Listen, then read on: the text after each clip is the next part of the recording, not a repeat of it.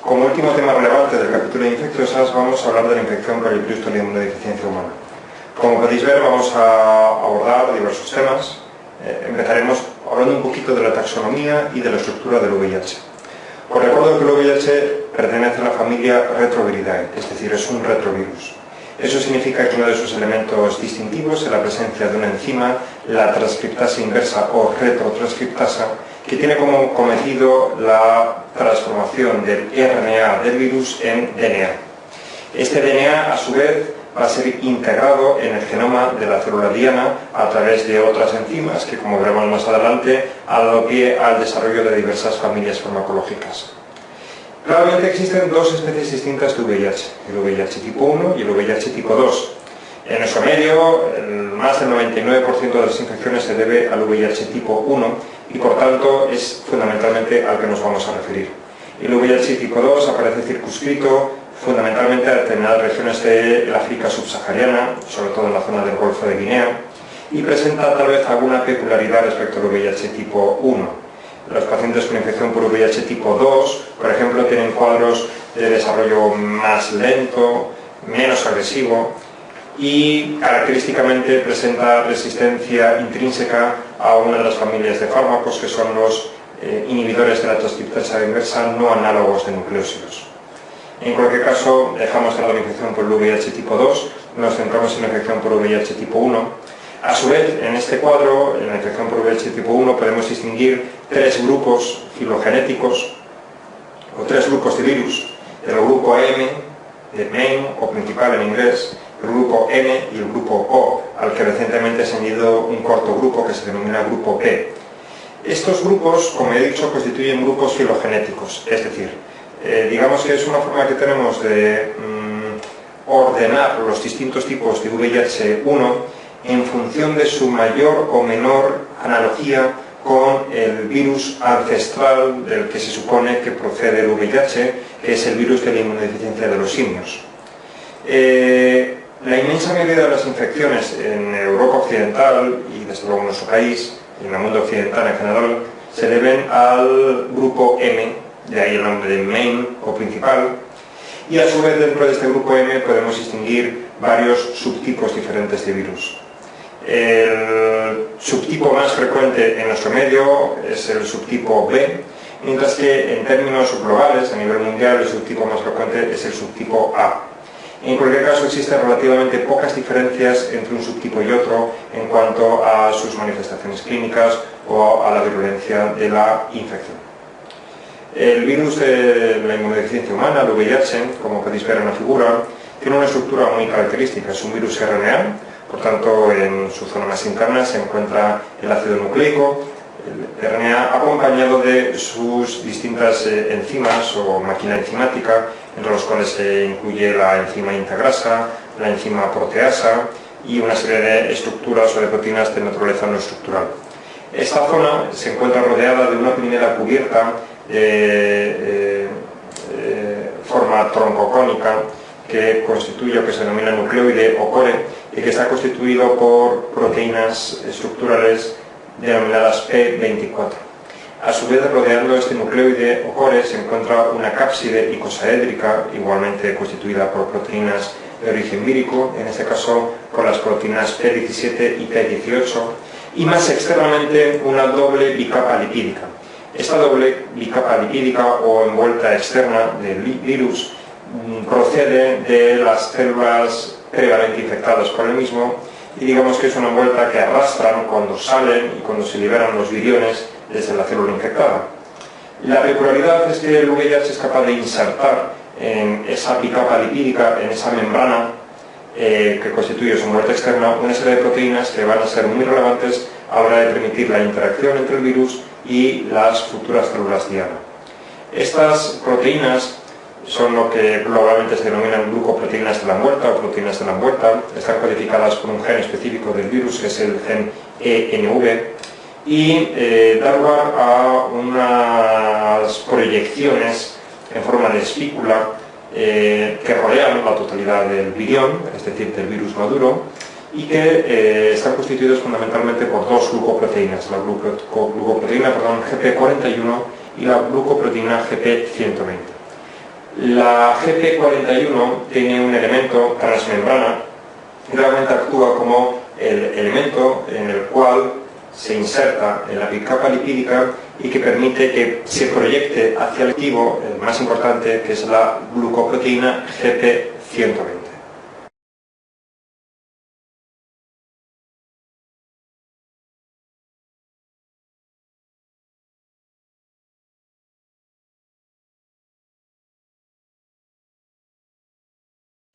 ¿Cuál es la historia natural de la infección por el VIH? Antes de empezar a hablar de cómo va evolucionando la carga viral o el recuento de CD4, podríamos recordar un poquito cuál es el mecanismo por el cual el virus se integra en el interior del genoma de la célula diana y cómo tiene lugar toda su fase o ciclo replicativo. Acabamos de comentar que el VIH, el virión, el virus maduro, se encuentra rodeado de una envuelta constituido por una bicapa lipídica con una serie de proyecciones constituidas por glucoproteínas. Estas proyecciones, estas espículas, contactan con el receptor específico del virus en la célula diana. Ese receptor específico es el CD4. ¿Cuáles son las células en nuestro organismo que presentan el receptor CD4? Pues, por supuesto, los linfocitos CD4, los macrófagos, las células de la microglía, algunas células dendríticas, etc. Estos CD4, estos receptores específicos, interaccionan con la glucoproteína GP120 del virus y tiene lugar un cambio conformacional en la glucoproteína de la envuelta del virus, capaz de inducir una serie de procesos que van a tener como consecuencia la fusión de las dos membranas, la de la célula diana y la del VIH. Sin embargo, el proceso no es tan sencillo. A título anecdótico, se puede recordar que durante años se comprobó la existencia de un grupo de prostitutas que vivían y desarrollaban sus actividades en Kenia, en la capital, en Nairobi, en las cuales, a pesar de mantener constantemente relaciones sexuales sin protección, sin preservativo, sorprendentemente parecían, entre comillas, inmunes a la infección del virus, es decir, no llegaban a infectarse. Esta observación clínica dio lugar a una serie de estudios que llegaron a la conclusión de que en ese reconocimiento entre el VIH y la célula diana debe existir algún otro mecanismo más allá de la simple interacción entre el CD4 y la glucoproteína 120. Este mecanismo está mediado por lo que se denominan los correceptores. En condiciones normales, en las células, en múltiples células del organismo, pero sobre todo en linfocitos y macrófagos, existen una serie de receptores para citoquinas, entre los cuales destacan el CCR5 y el CXCR4. Pues bien, se ha comprobado que para que el virión, el VIH, sea capaz de fusionar su membrana con la de la célula diana e inyectar el nucleoide con el ácido nucleico en el interior de la célula, es necesario no solamente que interaccione el CD4 con la glucoproteína 120, sino que además esta última reconozca a estos correceptores, los correceptores de citoquinas, el CXCR4 o el CCR5. Precisamente estas prostitutas keniatas presentaban una mutación espontánea por la cual carecían del correceptor, lo cual impedía que tuviera lugar el reconocimiento directo y completo entre el virus y la célula diana, y de ese modo, sorprendentemente al principio, aunque luego se pudo saber el origen, eran inmunes a contraer la infección. De hecho, y como veremos más adelante, este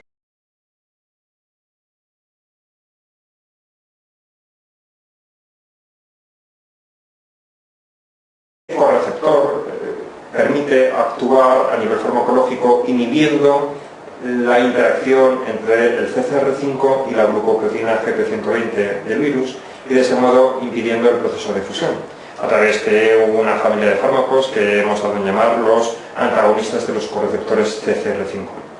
Esto introduce igualmente un concepto que tiene importancia, y es el concepto del tropismo viral. Como ya he comentado, fundamentalmente son dos los correceptores de citoquinas importantes en la fase replicativa del virus: el correceptor CCR5 y el correceptor CXCR4. No todos los virus utilizan de forma indistinta un tipo u otro de correceptor para introducirse en la célula diana del huésped. En algunos pacientes, La inmensa mayoría de sus virus van a utilizar un correceptor concreto. Por ejemplo, si utilizan el correceptor CCR5 se dice que son virus con tropismo R5. Si utilizan el correceptor CXR4 se dice que son virus con tropismo X4. Y si utilizan uno u otro se dice que presentan un tropismo dual o mixto. Y esto es relevante dado que el único fármaco que disponemos para inhibir este reconocimiento con el correceptor y la glucoproteína del virus va dirigido expresamente contra el correceptor CCR5. Estoy refiriéndome al Maraviroc. Antes de poder determinar si administramos o no Maraviroc a un paciente, debemos previamente realizar la determinación del tropismo viral y de ese modo establecer de forma directa o indirecta mediante métodos genotípicos si el virus que presenta el paciente emplea preferentemente el correceptor CCR5, en cuyo caso va a ser útil inhibir dicho correceptor a través del Maraviroc, si utiliza por el contrario el correceptor CXR4 o se utiliza de forma indistinta uno y otro. En estas dos últimas situaciones, lógicamente, no tendría sentido utilizar Maraviroc, ya que es un fármaco, insisto, selectivamente diseñado para inhibir el correceptor CCR5, es decir, únicamente lo podemos utilizar en pacientes que tengan una infección por un virus con tropismo R5. Una vez que ya ha tenido lugar el reconocimiento entre la glucoproteína 120 del virus y tanto el receptor CD4 como el correceptor de citoquina correspondiente, el siguiente paso es la fusión de las membranas del virus y de la célula huésped.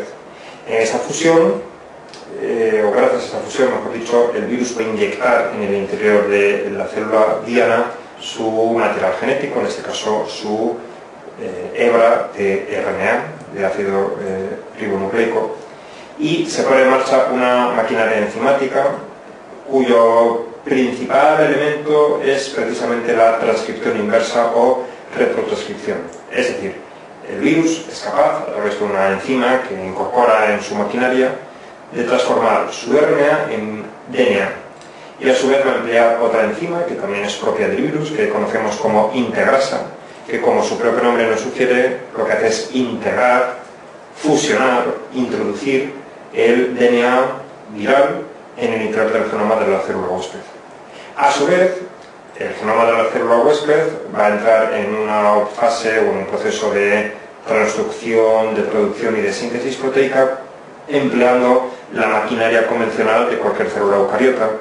Y en definitiva el virus, digamos que emplea de forma parasitaria, si me permitís la expresión, toda la maquinaria enzimática de la célula diana para sintetizar sus propias proteínas, tanto proteínas estructurales como proteínas no estructurales. Una vez que ya tiene lugar toda esta síntesis, entran en juego otra enzima que también tiene su interés porque constituye una diana molecular o farmacológica muy importante, que es la enzima proteasa, que va a tener como principal misión la de dividir, la de, digamos, romper los paquetes de proteínas que sintetiza inicialmente la maquinaria de la célula eucariota en otras proteínas más pequeñas que a su vez se van a terminar ensamblando para constituir la estructura del virión adulto, con su nucleoide o core, con su envuelta icosaédrica constituida por el P17, P18 y finalmente la liberación de los viriones arrastrando parte de la envuelta de la membrana de la célula para constituir su envuelta externa. Todo este es el ciclo replicativo del virus y, insisto, en distintos de sus elementos o de sus pasos fundamentales hemos querido diseñar una serie de familias farmacológicas que van a tener como objetivo inhibir a uno de esos pasos concretos. En cuanto a la historia natural de la infección, podemos distinguir varios periodos. En primer lugar, la primoinfección. La primoinfección es asintomática en más de la mitad de los pacientes. En los pacientes en los que sí que cursa con algún tipo de sintomatología, esta sintomatología habitualmente se suele confundir con la de un cuadro mononucleósido. Es lo que habitualmente se denomina como síndrome retroviral agudo. Este cuadro mononucleósido, por tanto, en cierto modo es indistinguible de lo ocasionado por un citomegalovirus o por un virus extimal, una enfermedad del beso, y puede constar simplemente de fiebre, odinofagia, artromialgias, astenia o adenopatías dolorosas. Habitualmente constituye un cuadro autolimitado. De forma muy excepcional, la primoinfección puede cursar con otras manifestaciones más graves, como puede ser la meningoencefalitis aséptica, por ejemplo, o con la aparición de exantema, maculopapuloso o úlceras en superficies mucosas. Coincidiendo con la primoinfección, y como podéis ver en la figura, tiene lugar una replicación muy rápida, en muy poco tiempo, del virus, hasta alcanzar cargas virales muy elevadas, hasta 10 elevado a 13 copias por mililitro, y un descenso transitorio de recuento de linfocitos CD4.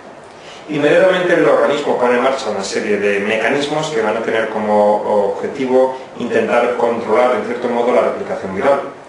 Por desgracia, este intento de control de la replicación no va a ser perfecto, y prueba de ello es que, en último término, va a existir un nivel de replicación viral más o menos sostenido y más o menos importante, que se podrá mantener durante un tiempo, pero que antes o después terminará superando los mecanismos de control de nuestro sistema inmunitario. Sea como fuere, lo cierto es que este primer control del sistema inmune permite que disminuya de forma tan rápida como ascendió la carga viral durante la primoinfección, hasta alcanzar un punto de equilibrio que recibe el nombre de set point. Este set point es la mínima carga viral que se obtiene después de la primoinfección y que podemos decir que es un elemento o un indicador de hasta qué punto nuestro sistema inmune es capaz de controlar de forma efectiva la replicación viral. A partir de ese momento entramos en lo que se conoce como periodo asintomático. El periodo asintomático dura una mediana de entre 5 y 10 años. Existen pacientes en los que puede durar más de 10 años y los denominamos progresores lentos. Y durante este periodo, por así decirlo, el virus alcanza una situación de equilibrio con nuestro sistema inmunitario. Esta situación de equilibrio se traduce, como podéis ver en la figura, en una replicación viral mantenida, relativamente baja, con pequeñas oscilaciones, pequeñas ondulaciones, y en un descenso lento pero inexorable del recuento de CD4. Se estima que por cada año que transcurre en este periodo sintomático, el recuento de CD4 se extiende a menos entre 50 y 100 células por microlitro. Tiene lugar otra serie de eventos, como puede ser la aparición de una hipergamaglobulinemia policlonal, el descenso de actividad de las células natural killer, el descenso de la síntesis de interleuquina 2 o una inversión en la relación entre CD4 y CD8. Recuerdo que en condiciones normales existe un mayor número de CD4 que de CD8, por tanto esa relación suele ser mayor de 1, pero durante el periodo sintomático, debido a que se destruyen más activamente CD4 que CD8, se termina invirtiendo, de forma que el cociente pasa a ser menor de 1. Hay más CD8 que CD4. Justo antes de que comience la fase final de la infección, que es la que coincide con las infecciones oportunistas, tiene lugar un periodo que conocemos como linfadenopatía generalizada persistente, durante el cual, digamos que nuestro sistema inmune comienza a ver que la replicación viral se le escapa de las manos, que ha estado durante una serie de años intentando controlarla con mayor o menor éxito, pero que llega un momento en que esa replicación constante ha sometido a un grado de estrés a nuestro sistema inmune que no se puede mantener más a largo plazo. Una especie de mecanismo, digamos, de defensa de último término o como última línea de contención, el sistema inmune intenta retener, intenta englobar, por así decirlo, en el interior de los ganglios linfáticos a las partículas del virus, y esto se traduce desde un punto de vista clínico en una situación de linfadenopatía generalizada, es decir, aparición de adenopatías característicamente mayores de 1 centímetro en 2 o más territorios ganglionarios durante al menos 3 meses. Esta es la definición clínica de la linfadenopatía generalizada persistente, e insisto, lo que está traduciendo es un intento del virus, del organismo, de controlar la replicación viral a expensas de contenerlo en el interior de las células dendríticas y de las células de Langhans de los ganglios linfáticos. Por desgracia, este mecanismo, como es de suponer, no es eficaz para controlar esa replicación, y en último término tiene lugar el último periodo de la infección, en el que comienzan a desarrollarse las infecciones oportunistas. Estas infecciones oportunistas van a tener un cronograma, es decir, un orden de aparición, que va a depender a su vez del recuento de linfocitos CD4.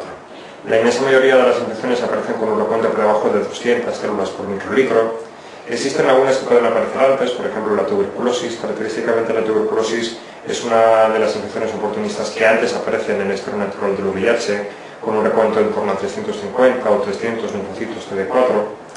Y coincidiendo con este periodo de infección oportunista, tiene lugar un rápido descenso de recuento de CD4 y una replicación viral que vuelve a elevarse hasta alcanzar términos similares a los que vimos inicialmente durante la primera infección. Hasta que el último término, y si no ponemos remedio mediante el tratamiento antirretroviral y el tratamiento propio de cada infección oportunista, tiene lugar el fallecimiento del paciente. Esta es la historia natural del VIH y lo ha sido hasta hace aproximadamente 10-15 años, en el que se puso en marcha el denominado tratamiento antirretroviral de alta eficacia o de gran actividad, también conocido como TARGA, que ha cambiado por fortuna radicalmente la historia natural de la enfermedad, ya que desde las fases iniciales se consigue controlar la replicación viral y evitar de ese modo que se obtenga una fase de replicación viral insostenida. Existe una clasificación clínico-inmunológica propuesta por los CDC, los Centros para el Control de la Enfermedad de Atlanta, en Estados Unidos, que ya en los años 80 clasificaron la enfermedad en función de una serie de criterios clínicos que se representan por letras A, B, C, y una serie de criterios inmunológicos que se representan por números 1, 2, 3. Dentro de los criterios clínicos hay una serie de eventos que se clasifican en una de estas tres categorías. Los eventos de clase A son fundamentalmente la primoinfección, la infección oportunista y la linfadenopatía generalizada persistente.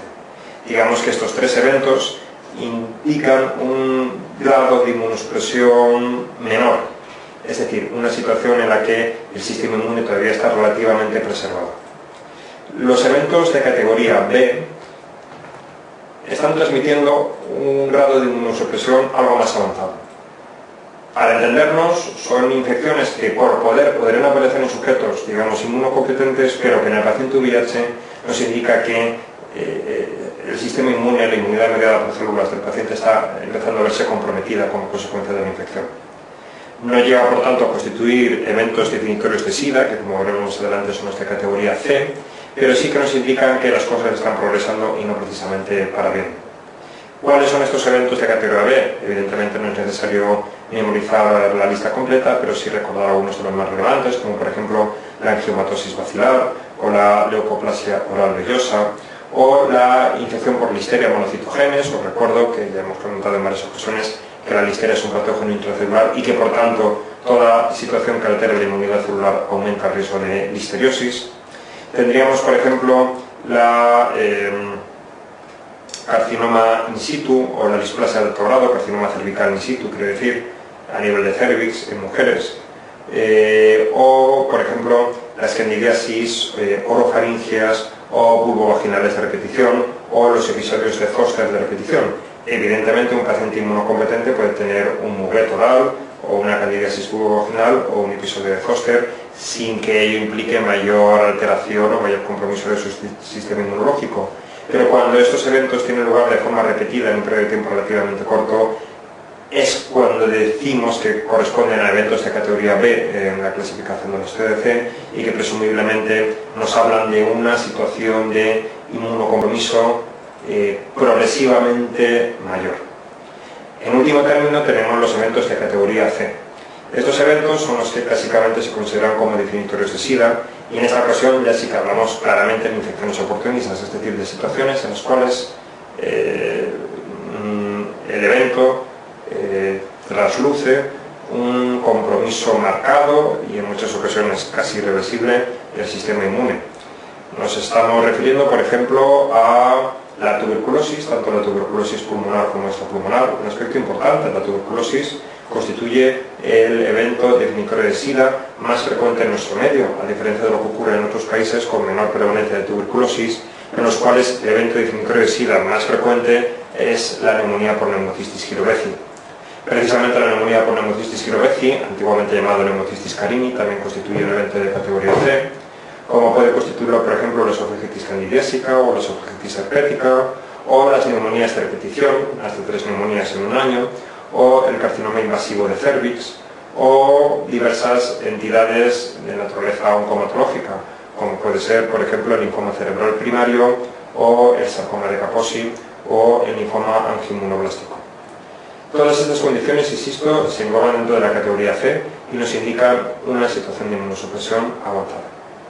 Como ya he comentado antes, aparte de los eventos clínicos, también tenemos una clasificación inmunológica que se define con números, 1, 2, 3, en función del recuento de CD4, bien sea recuento absoluto o relativo. Dentro de la categoría 1 se encontrarían los pacientes con un recuento de CD4 superior a 500 células por microlitro, en términos absolutos, o bien un recuento relativo superior al 28%. Dentro de la categoría 2 se encontrarían los pacientes con un recuento de CD4 comprendido entre 200 y 500 linfocitos T CD4, o un recuento relativo entre el 14 y el 28%, y por último en la categoría 3 tendríamos pacientes con menos de 200 linfocitos CD4 o con un recuento relativo por debajo del 14%. Combinando la categoría clínica con la categoría inmunológica obtendremos un estadio A1, A2, B1, C2, C3, etc., en el que nos indica con bastante precisión la situación inmunológica del paciente.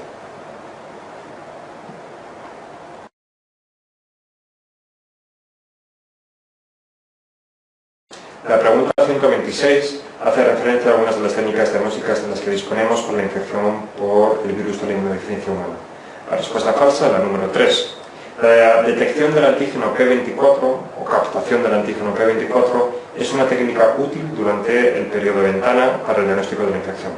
Os recuerdo que ese periodo de ventana, que dura aproximadamente 8 semanas, un poquito menos con las modernas técnicas de ELISA, es el periodo durante el cual todavía no se ha sintetizado una cantidad significativa de anticuerpos contra el virus que puedan ser demostrados mediante las técnicas convencionales de serología.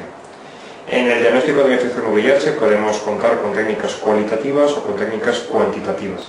Las técnicas cualitativas fundamentalmente se basan en la serología y a su vez disponemos de técnicas de screening, que es el ELISA, es decir, una técnica fácil, económica, sensible, aunque relativamente poco específica, y una técnica de confirmación, que es el Western blot, es decir, como ocurre con cualquier técnica diagnóstica de confirmación, es más compleja, más cara, pero sobre todo mucho más específica, y de ese modo permite eliminar los falsos positivos que hayamos podido tener con el ELISA.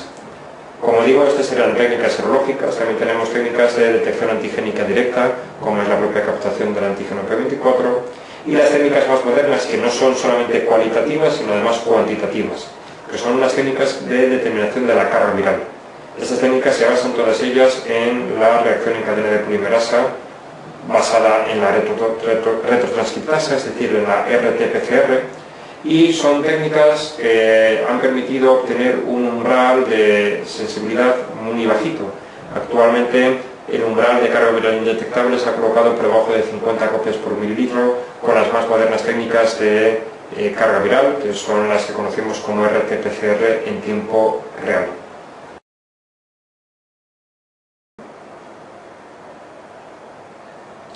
Las infecciones oportunistas constituyen una de las principales complicaciones de la infección por VIH. Es un tema que ha sido bastante preguntado en el examen. Vamos a centrarnos evidentemente en las más importantes, las más relevantes y las más preguntadas en las últimas convocatorias.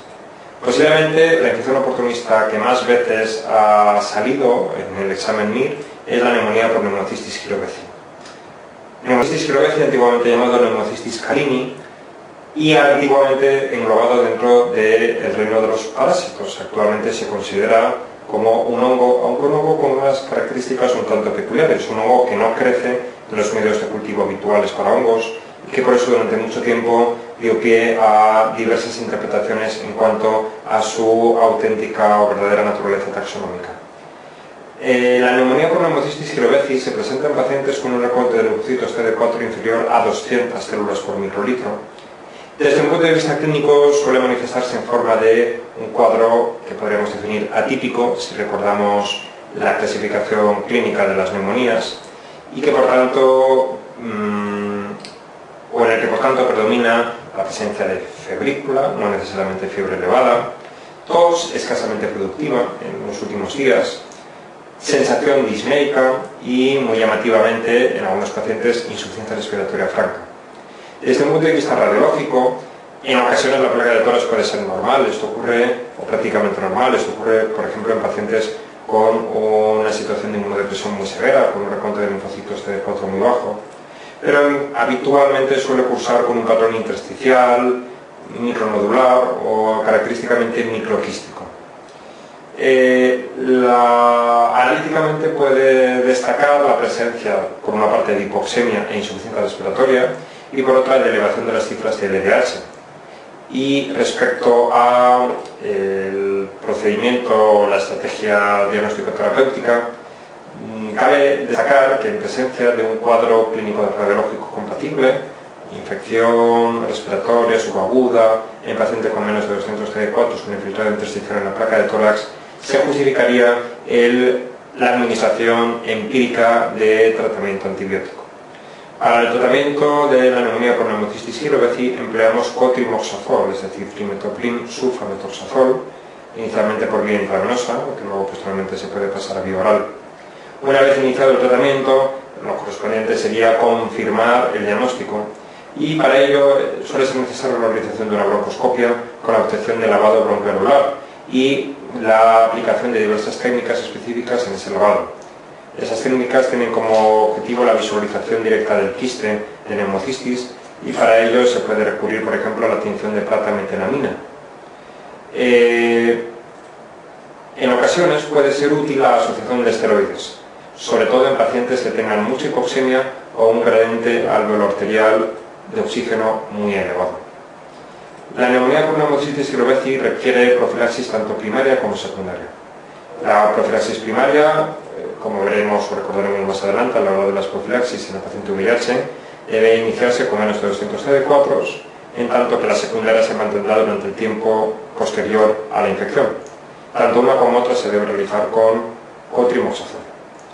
Cabe destacar que en ocasiones el paciente puede presentar algún tipo de reacción de hipersensibilidad al cotrimoxazol, sobre todo al componente de sulfamidas, el sulfamethoxazol, que puede obligar al uso de tratamientos de segunda línea.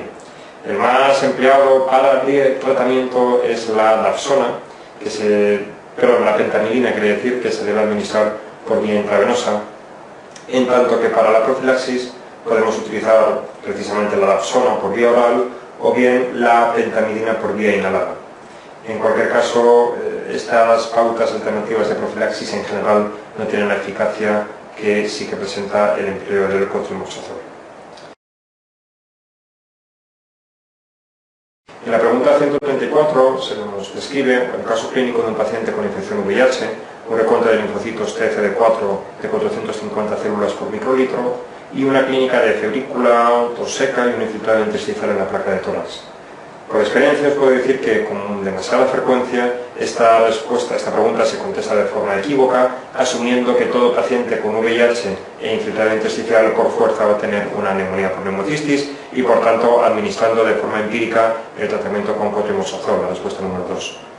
Esa respuesta es falsa. Este paciente, a efectos prácticos, tiene una situación inmunológica que se aproxima a la de un paciente inmunocompetente. Tiene 450 linfocitos CD4 por microlitro. En estas condiciones, este paciente no tiene riesgo de presentar una neumonía por neumocistis.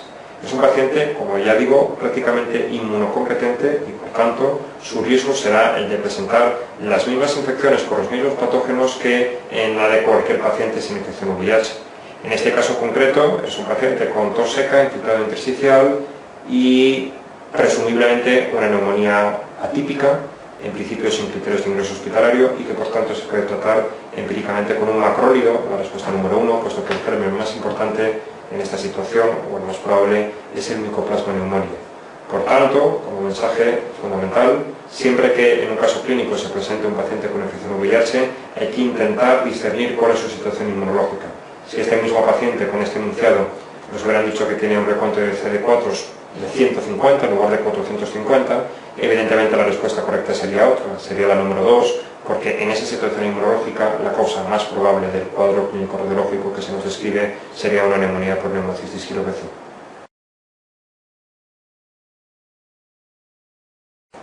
Si continuamos hablando de las infecciones oportunistas de origen fúngico, después de comentar la neumonía por neumocistis groveci, debemos hacer referencia a la meningitis criptocócica. Durante mucho tiempo la meningitis criptocócica o Cryptococcus neoformans ha sido considerado como el agente productor más frecuente de meningitis en el paciente con infección VIH. La meningitis criptocócica suele presentarse en pacientes severamente inmunodeprimidos con menos de 100 linfocitos CD4 por microlitro y cursa de forma similar a, en general, cualquier meningitis subaguda o crónica, es decir, con febrícula, cefalea con características de organicidad, afectación de pares craneales, alteraciones conductuales o mobilización progresiva, etc., en lo que constituye un cuadro de evolución relativamente subaguda, al cabo de varios días o incluso semanas. Existe un nexo epidemiológico que puede darnos cierta orientación respecto a la etiología, y es el hecho de que el Cryptococcus neoformans está presente en las deyecciones de las palomas. Por eso los pacientes que están en contacto con este tipo de ave tienen más riesgo de presentar una infección criptocócica. Un aspecto bastante característico de la meningitis criptocócica es la marcada elevación de la presión intracraneal que presentan nuestros pacientes. Al realizar una punción lumbar vemos que la presión de apertura de líquido está muy elevada, y de hecho precisamente esto en ocasiones constituye uno de los aspectos que más se ensombrecen el pronóstico en los pacientes con meningitis criptocócica, hasta el punto de que a veces obliga a realizar punciones lumbares de repetición con el fin de disminuir de alguna manera esta presión de líquido cefalorraquídeo. Ya cuando hablábamos de las meningitis, comentamos que una de las técnicas diagnósticas clásicas de la meningitis criptocócica consiste en la tinción con tinta china de líquido cefalorraquídeo. Actualmente existen otras técnicas más sensibles y más específicas, como la aglutinación en partícula de látex o criptolátex, que se puede realizar tanto a nivel de líquido cefalorraquídeo como en sangre.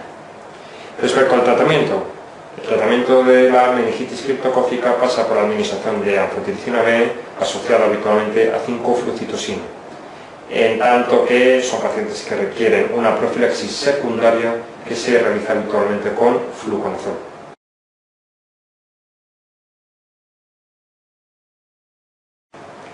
Si dejamos los hongos y hablamos un poquito de infecciones oportunistas de naturaleza parasitaria, posiblemente la más importante y la más preguntada con diferencia ha sido la toxoplasmosis cerebral. Toxoplasma gondii es un parásito de distribución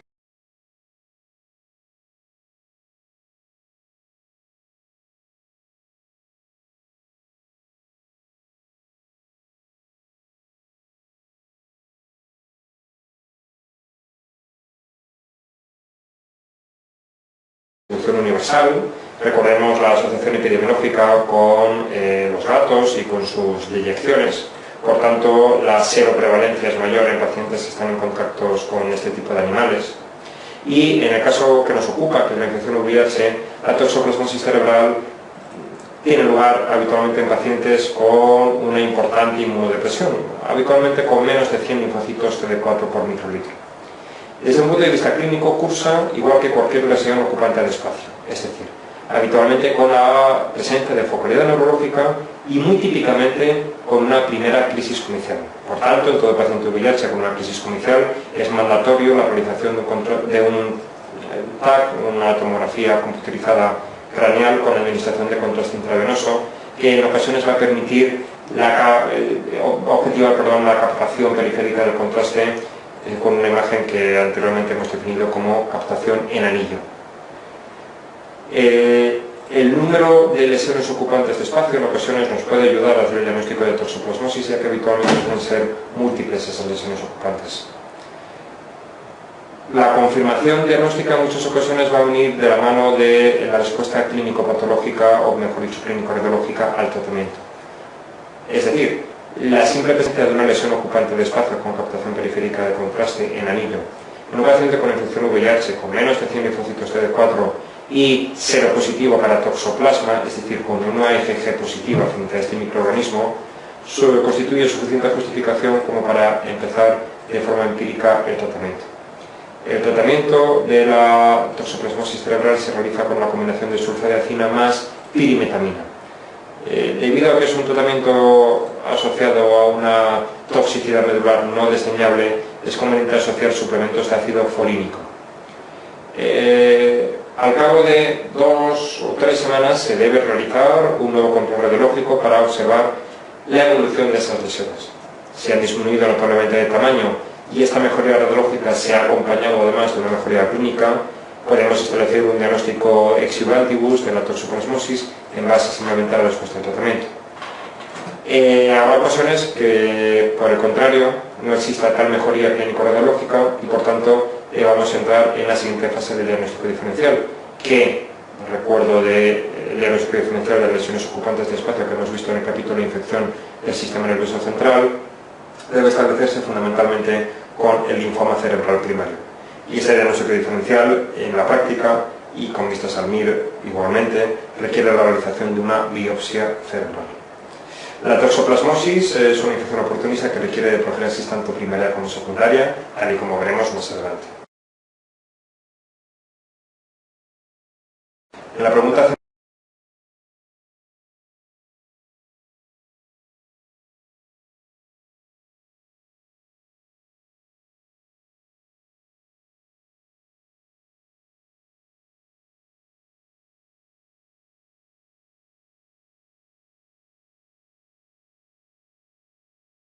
Punto 32 nos presenta un caso clínico de un paciente con SIDA que se presenta con una historia de hemiparesia progresiva de 3 semanas de evolución y en el escáner se confirma la existencia de una lesión ocupante de espacio con captación periférica de contraste. En esta situación debemos asumir como altamente probable el diagnóstico de toxoplasmosis cerebral. Todavía no disponemos de confirmación microbiológica, pero ya solamente la imagen radiológica tan específica en un paciente en el que se nos especifica que tiene SIDA, es decir, que está en una situación de compromiso inmune notable, justificaría el tratamiento precoz con sulfadecina y pirimetamina de forma empírica. Por tanto, la respuesta correcta es la número 5.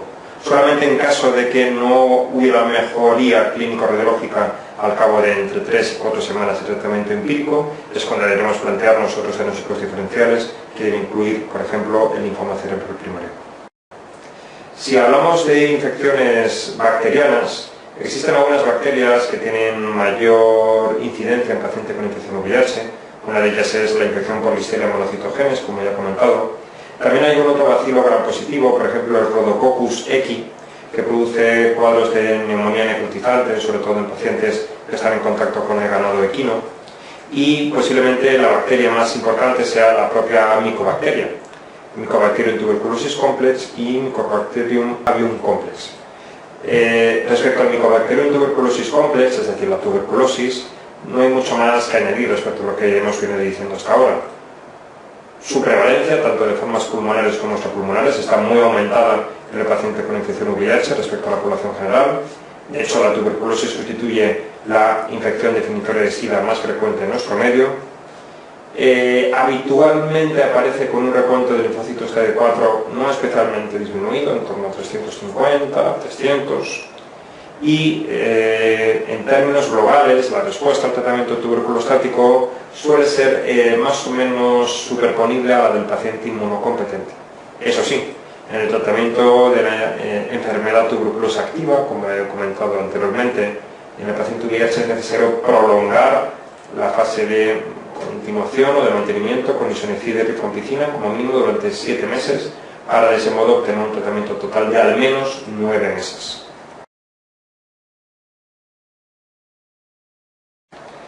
La infección por Mycobacterium avium complex es relativamente infrecuente. Tiene lugar ya en fases muy avanzadas de la infección, con un recuento de linfocitos CD4 menor de 50, y se caracteriza por un cuadro bastante peculiar o bastante característico, en el que existe fiebre, pancitopenia, muy frecuentemente afectación digestiva en forma de diarrea, adenopatías generalizadas y esplenomegalia. El diagnóstico de confirmación se suele establecer mediante la detección y el cultivo del Mycobacterium en alguna muestra biológica. En ese sentido suele ser bastante rentable, por ejemplo, la biopsia intestinal realizada a través de una colonoscopia como parte del estudio de la diarrea, o por ejemplo una biopsia de médula ósea. Y en cuanto al tratamiento, se recomienda la combinación de un macrólido más una rifamicina, no tanto la rifampicina, sino tal vez la rifabutina, más la administración de etambutol.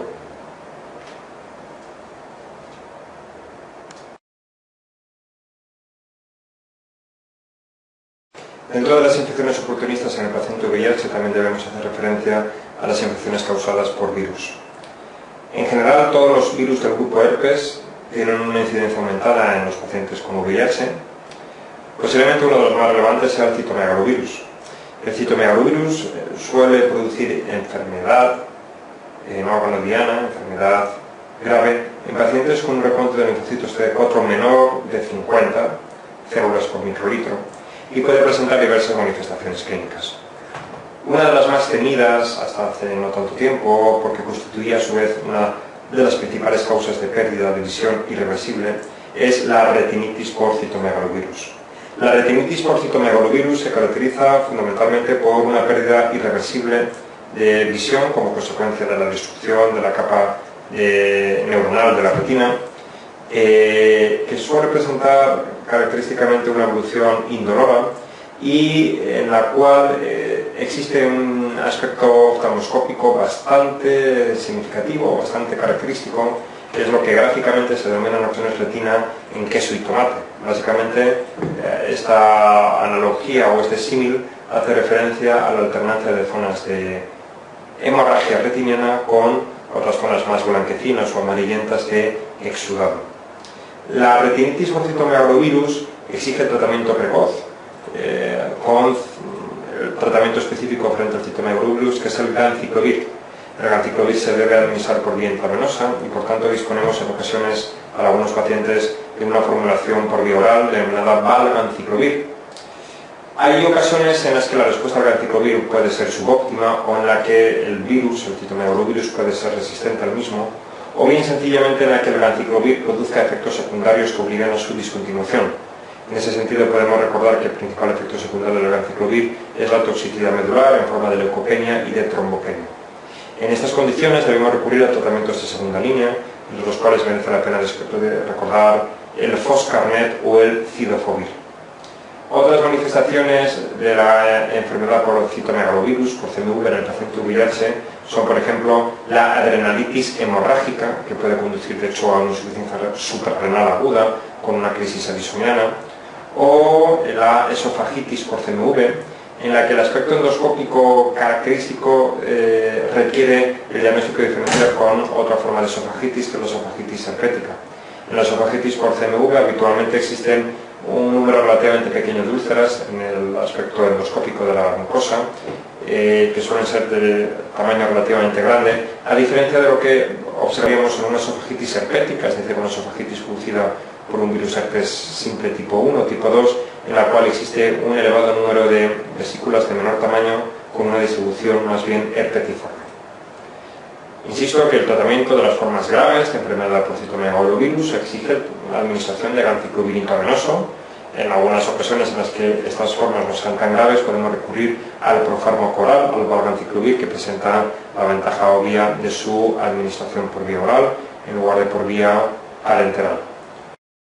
Otros virus que pueden producir infección oportunista grave en el paciente VIH, pues sin duda uno de ellos, los más relevantes, es el poliomavirus JC, que da lugar a un cuadro de desmielinización del sistema nervioso central, conocido como leucoencefalopatía multifocal progresiva. Es un cuadro sumamente grave que acontece en pacientes con una situación inmunológica severamente comprometida, con un recuento de linfocitos CD4 menor de 50, y que desde un punto de vista clínico se caracteriza por la aparición de focalidad neurológica, en principio de distribución hasta cierto punto aleatoria, puede afectar a diversas localizaciones estos cuadros de desmielinización, y desde un punto de vista de la imagen o de la neuroimagen encontramos un aspecto muy característico en la resonancia magnética cerebral potenciada con contraste paramagnético, con gadolinio. De este modo, en los pacientes con leucoencefalopatía multifocal progresiva nos podemos encontrar, como vemos en la imagen, una o varias imágenes o lesiones en la sustancia blanca que característicamente presentan aumento de intensidad de señal en secuencias potenciadas en T2 y ausencia de contraste o de captación periférica de contraste paramagnético. Este es el aspecto más característico, más distintivo de la leucoencefalopatía multifocal progresiva, un cuadro que por otra parte, insisto, presenta un pronóstico infausto. La comprobación diagnóstica se puede realizar mediante una biopsia, o se debe realizar, mejor dicho, mediante una biopsia cerebral. Y en cuanto al tratamiento, a efectos prácticos, lo más importante es intentar mejorar en la medida de lo posible la situación inmunológica del paciente, para lo cual se recurre a la administración directamente de tratamiento antirretroviral. Se han planteado otras alternativas en el tratamiento de la leucoencefalopatía multifocal progresiva. Merece la pena destacar por su novedad la utilización de fármacos antidepresivos tipo mirtazapina que actúen inhibiendo la recaptación de la 5-hidroxitriptamina. Se ha comprobado que los receptores de la 5-hidroxitriptamina de la serotonina son empleados por el propio poliomavirus, por el JC, para introducirse en las neuronas, y se postula que el bloqueo de esos receptores puede impedir la replicación activa del poliomavirus y que éste, a su vez, continúe produciendo las áreas de desmielinización que en definitiva caracterizan a esta entidad. Ya para terminar, podríamos destacar, por ejemplo, la relevancia del virus herpes tipo 8. El virus herpes tipo 8 ha sido implicado etiopatogénicamente en varias neoplasias en el paciente inmunodeprimido y particularmente en el paciente con infección VIH, como son el linfoma asociado a serosas o linfoma primario de cavidades, el linfoma angioinmunoblástico y particularmente el sarcoma de Kaposi. El sarcoma de Kaposi constituye una de las neoplasias más distintivas del paciente VIH. De hecho, constituye uno de los eventos de categoría C, de la clasificación de los CDC, y en el sarcoma de Kaposi, que en definitiva es una neoplasia de estirpe endotelial, podemos encontrarnos diversas formas. Hay formas clásicas no asociadas a inmunodepresión, hay formas endémicas que característicamente tienen lugar sobre todo en el África subsahariana, y están las formas asociadas a la infección VIH. En estos casos, el sarcoma de Kaposi se suele presentar como lesiones de aspecto rojo, vinoso, relativamente elevadas, que tienen una distribución bastante característica. Suele afectar a la región facial, a la mucosa de la cavidad oral, o a parte del cuerpo y del tronco, pero característicamente con una distribución bilateral y de predominio proximal. Este es un elemento que ya simplemente la exploración permite realizar el diagnóstico diferencial entre esta forma asociada a VIH del sarcoma de Kaposi y el sarcoma de Kaposi clásico, que habitualmente se presenta en pacientes varones de edad avanzada y que suele afectar preferentemente a zonas distales, concretamente a miembros inferiores. La confirmación del sarcoma de Kaposi viene de la mano de la anatomía patológica. Es necesario realizar el diagnóstico diferencial con la angiomatosis bacilar, por ejemplo, que es una infección producida por Bordetella genselae, y desde un punto de vista terapéutico las modalidades de tratamiento son múltiples y están en función fundamentalmente del grado y extensión y localización de las lesiones, así como de la situación inmunológica del paciente. De ese modo, si las lesiones son de pequeño tamaño, se pueden controlar simplemente con tratamiento antirretroviral y mejorando el recuento de linfocitos CD4, en cuyo caso literalmente desaparecen las lesiones del sarcoma de Kaposi. Hay otras ocasiones en las que es necesario la administración de tratamiento intralesional, por ejemplo crioterapia o administración de interferón gamma intralesional, y hay otras ocasiones en las que debemos recurrir a la quimioterapia sistémica, que habitualmente se basa en antraciclinas o doxorubicina.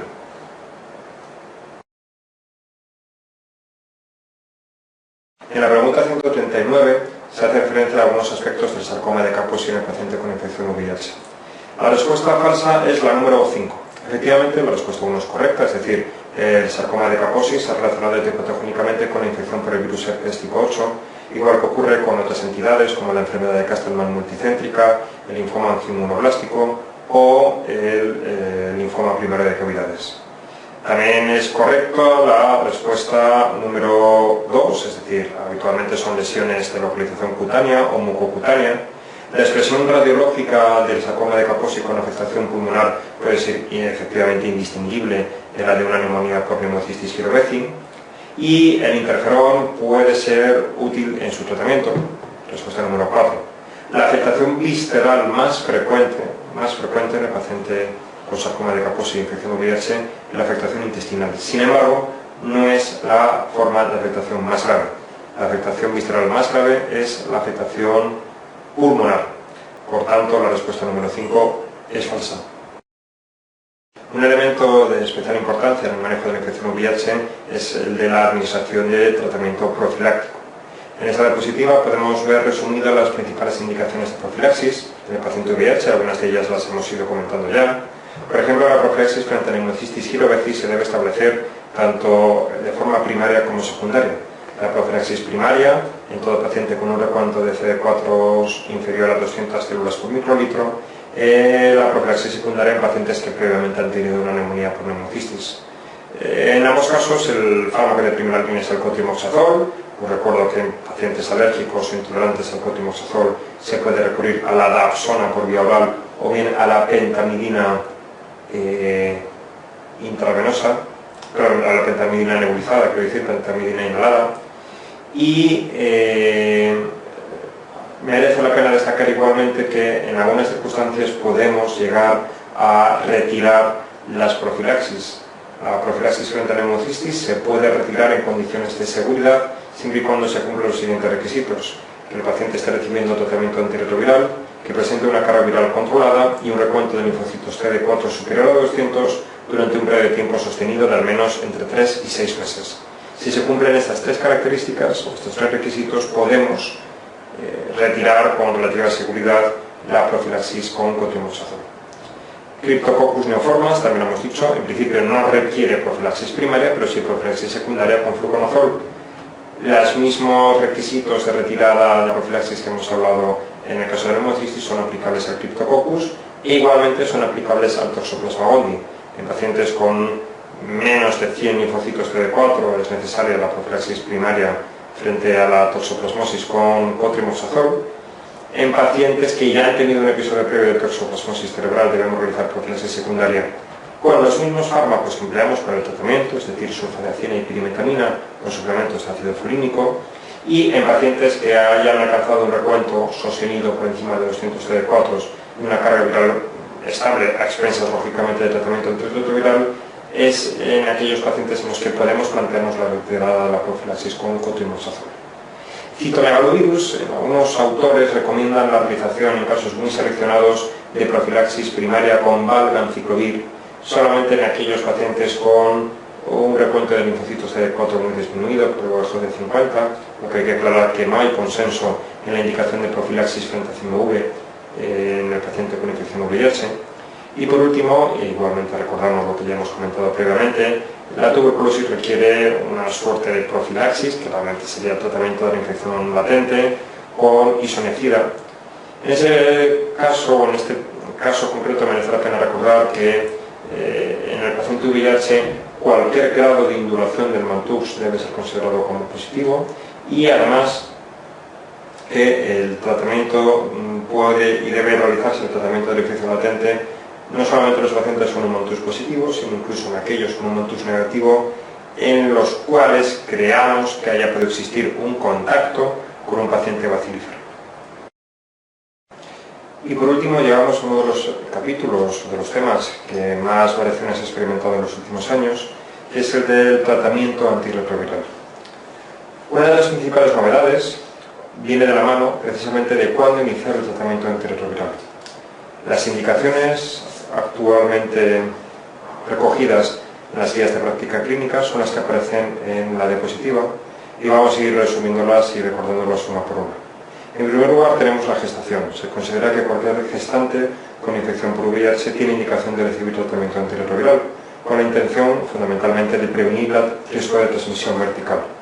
Este riesgo de transmisión vertical se estima, globalmente hablando, en torno a un 25%, y en las experiencias preliminares quien contemplaba la administración de cidobudina de AZT en monoterapia se conseguía disminuir el riesgo de transmisión hasta el 6% aproximadamente. Con las nuevas estrategias de administración de triple terapia antirretroviral durante la gestación, el riesgo de transmisión vertical se ha reducido a menos del 1%, que es virtualmente equiparable al riesgo de que presente el feto malformaciones mayores, por ejemplo, en la población general. Todos los fármacos antirretrovirales se pueden administrar con seguridad en el embarazo, excepto un inhibidor de la transcriptasa inversa no análogo de nucleósidos, como es el efavirenz, que se ha comprobado que presenta riesgo franco de teratogenicidad.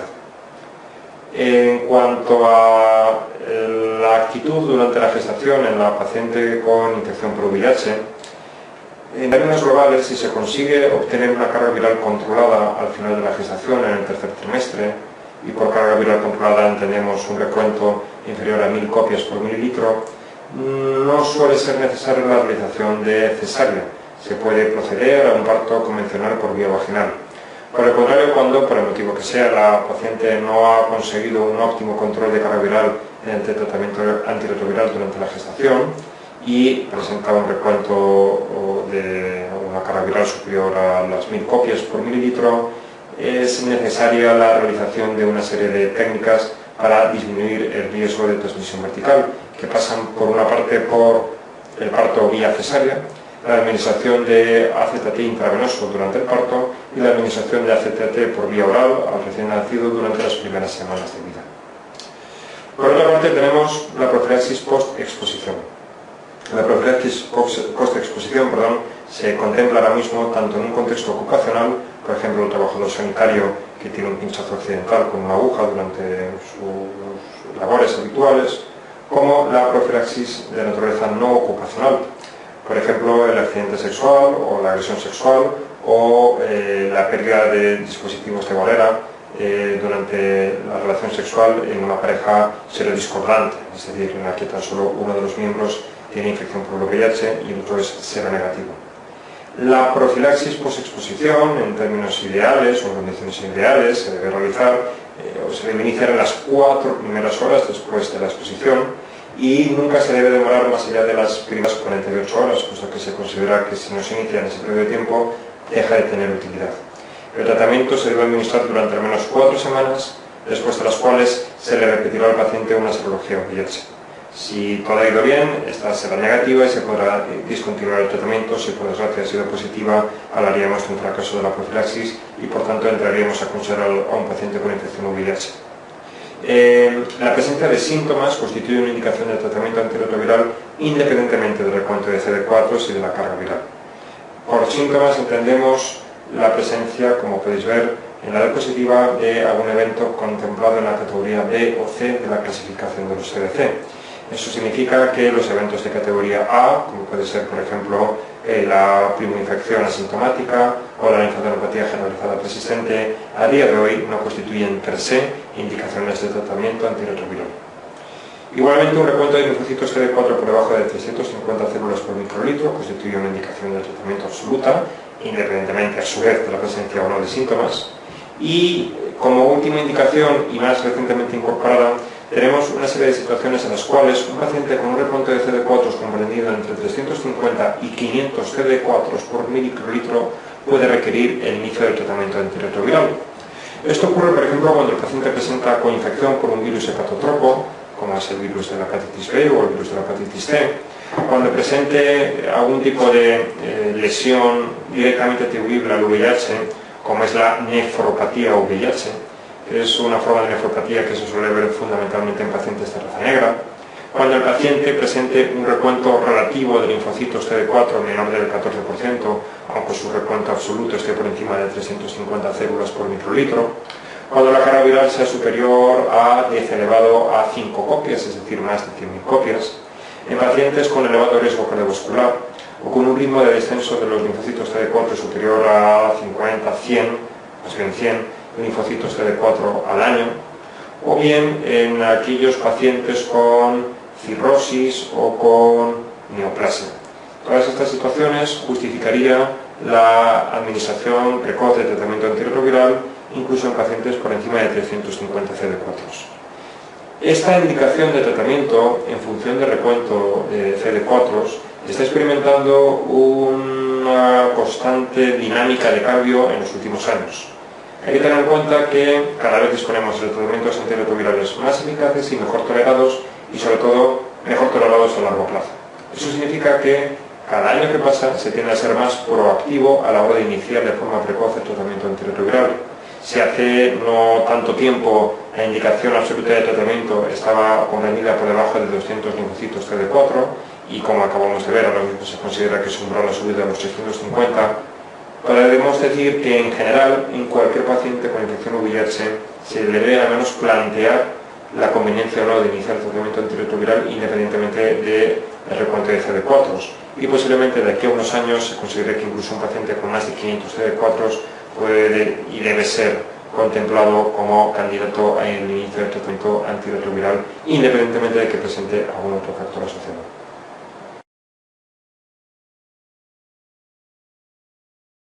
La pregunta 145 nos recuerda algunas de las indicaciones actuales de inicio de tratamiento antirretroviral. La respuesta número 1 es correcta, es decir, una infección definitoria de SIDA se englobaría dentro de la categoría C de la clasificación de los CDC y por tanto es una forma sintomática de la enfermedad y requiere tratamiento, igual que la nefropatía por VIH, que os recuerdo es más frecuente en pacientes de raza negra. Igualmente, un recuento de linfocitos CD4 por debajo de 200 células por microlitro constituye una indicación de tratamiento. Realmente el límite absoluto para iniciar tratamiento en cualquier circunstancia es incluso superior. Estamos hablando de 350, no tanto de 200. El pinchazo accidental constituiría una forma de exposición ocupacional que requiere profilaxis post-exposición. Y la respuesta número 4, una paciente embarazada, independientemente de su situación inmunológica y de su carga viral, va a requerir siempre tratamiento antirretroviral con el objetivo de disminuir el riesgo de transmisión vertical.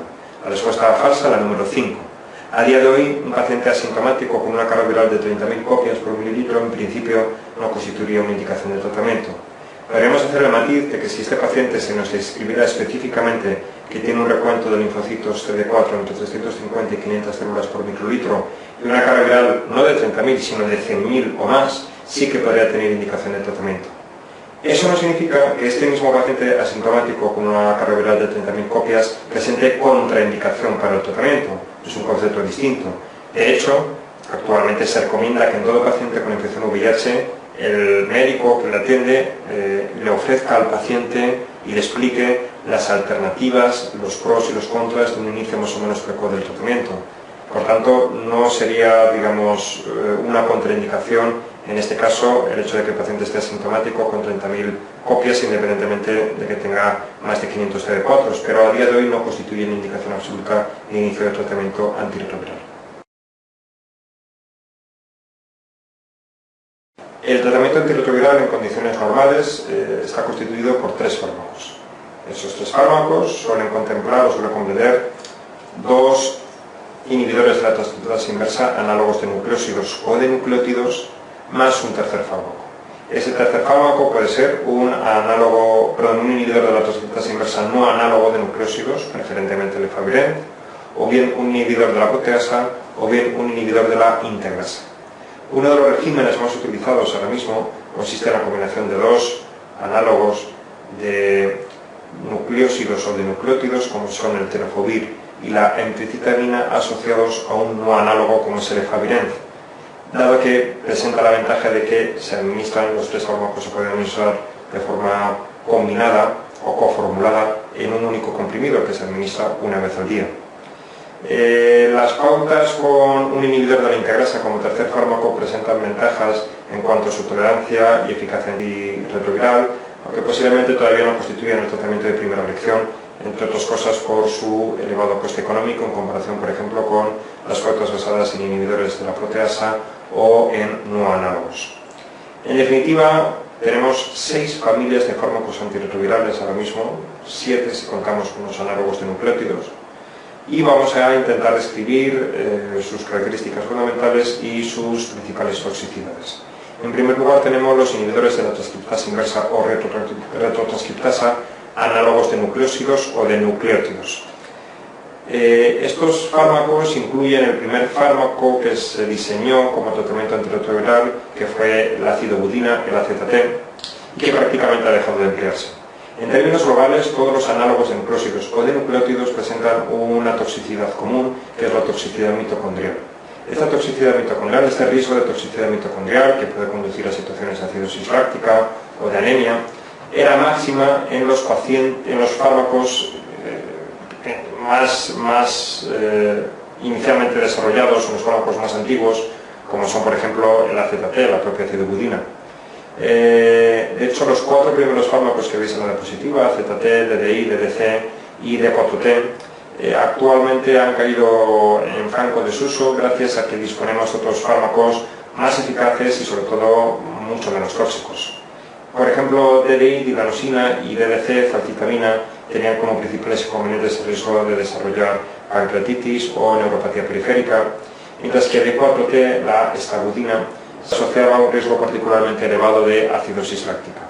Por tanto, AZT, D4D, DDI y DDC han caído, insisto, prácticamente en desuso, en beneficio de los más modernos fármacos análogos de la transcriptasa inversa, abacavir o ABC, tenofovir o TDF, lamivudina o 3TC y emtricitabina o FTC.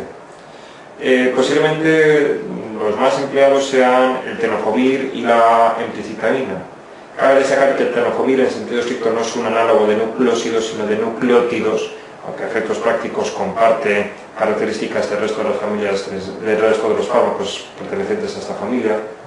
Y en general es un fármaco bien tolerado. El tenofovir se ha comprobado que muy a largo plazo puede producir cierto grado de disminución de la densidad mineral ósea y cierto grado de deterioro de la función renal, aunque todavía hay ciertas dudas de la relevancia clínica de ambos acontecimientos.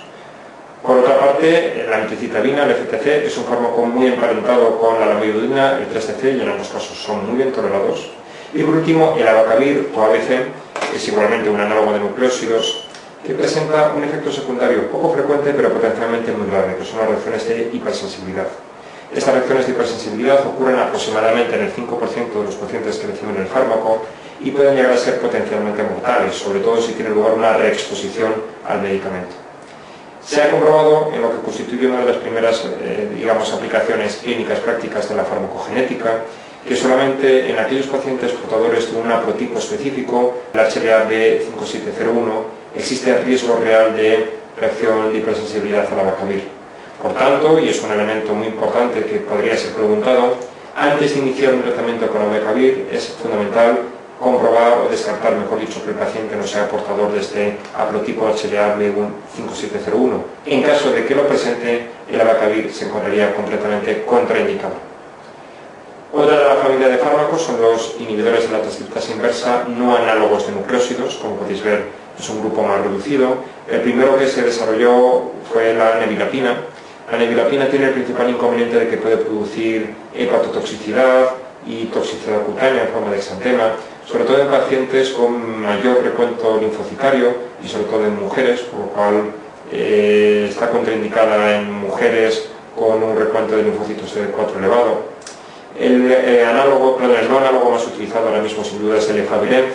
Ya hemos comentado que es un fármaco teratogénico, está contraindicado durante el embarazo y como efecto secundario más característico destaca sobre todo la presencia, sobre todo en las fases iniciales del tratamiento, de mareos, de un fenómeno de ensoñaciones o de sueños vívidos que sin llegar a ser pesadillas, pero en ocasiones son percibidos como altamente distorsionadores por parte del paciente. Y por último tenemos la etravirina, que es un no análogo de muy reciente introducción en el mercado y que tiene la gran ventaja de que permite rescatar a aquellos pacientes cuyo virus se haya hecho resistente a otros no análogos de nucleósidos, de forma que un paciente resistente, con un virus resistente al efavirenz o a la nevirapina, en ocasiones puede ser tratado con este último, con la etravirina.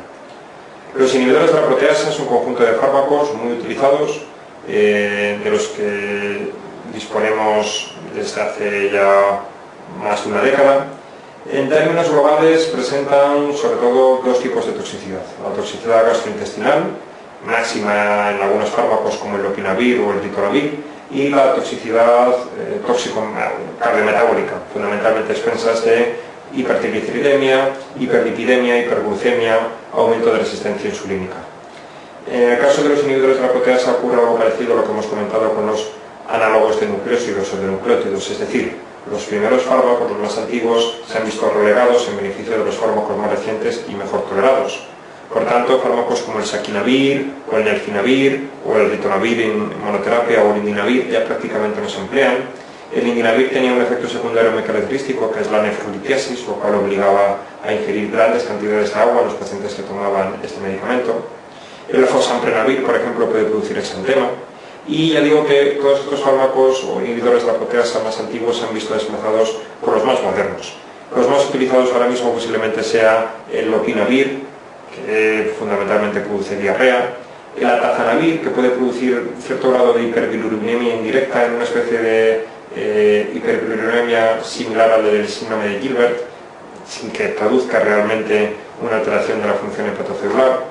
Y excepcionalmente el atazanavir puede producir alteraciones del ritmo de la conducción en forma de bloqueo auriculoventricular. El darunavir es uno de los inhibidores de la proteasa más empleados ahora mismo por su excelente perfil de tolerancia. Y por último el tipranavir, que es un fármaco de segunda línea que se reserva en pacientes con virus resistentes a los otros inhibidores de la proteasa y que excepcionalmente puede producir hemorragia intracraneal. Merece la pena recordar que todos los inhibidores de la proteasa actúan como potentes inhibidores del citocromo P450 y que por tanto son fuente importante de interacciones farmacológicas con otros medicamentos que se metabolizan por esa vía, pero que, eso sí, en ocasiones este efecto farmacocinético ha sido empleado en beneficio del tratamiento antirretroviral. Estoy refiriéndome a los tratamientos potenciados, es decir, la combinación de un inhibidor de la proteasa en dosis altas como tratamiento antirretroviral asociado a dosis bajas de ritonavir. El objetivo del ritonavir no es tanto de actuar como antirretroviral, sino inhibir el metabolismo del otro inhibidor de la proteasa y de ese modo incrementar los niveles plasmáticos del fármaco y la potencia antirretroviral. Y en esta última diapositiva hago referencia a las nuevas familias de fármacos antirretrovirales que, como podéis comprobar, presentan como principal característica su excelente tolerancia. Tenemos los inhibidores de la fusión. El único inhibidor de la fusión disponible es el enfubirtid.